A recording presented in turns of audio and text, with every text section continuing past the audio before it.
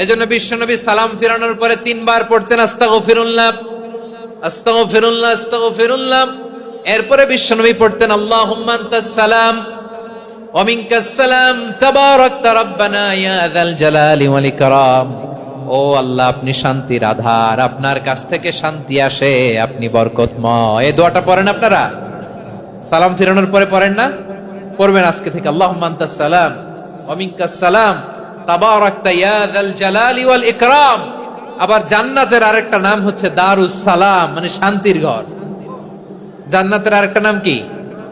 দারুস সালাম। ওই দারুস সালামে আমরা যেতে চাই কি চাই না? আমরা ওই জান্নাতের অধিবাসী হতে চাই কি চাই না? এই বারোয়াখালীর ঐতিহাসিক তাফসীরুল কোরআনের ময়দানে আমরা যেমনি একত্রিত হলাম, আল্লাহর জান্নাতেও যেন আমরা এভাবে একত্রিত হতে পারি। আল্লাহ তুমি কবুল করো। আওয়াজ করে পড়েন আমিন। সালামের পরে আল্লাহ বললেন আল মুমিন। আমার আরেকটা নাম হচ্ছে আল মুমিন।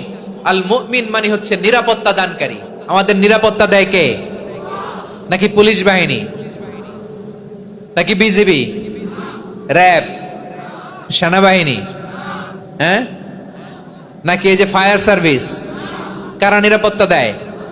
আজকের এই প্রোগ্রামের জন্য আমাদের ফায়ার সার্ভিসের ভাইরা অনেক কাজ করেছেন, আমি শুনেছি। ভাইরা স্পেশালি দোয়া চেয়েছেন এবং তাদের একটা সুনাম আছে বাংলাদেশে। জীবনের ঝুঁকি নিয়ে ফায়ার সার্ভিস বাহিনী তারা বিপন্ন মানবতাকে রক্ষা করে, ঠিক কিনা বলেন?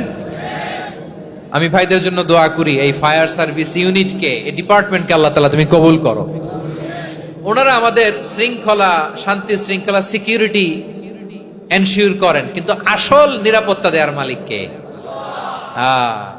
অনেক সময় এরকম হয় না যে অনেক সিকিউরিটি দিয়ে রাখছে, কিন্তু স্নাইপার দিয়ে এমন ভাবে গুলি করছে একেবারে বড় সাহেবের মাথায় যে গুলি লাগছে, আছে না নাই?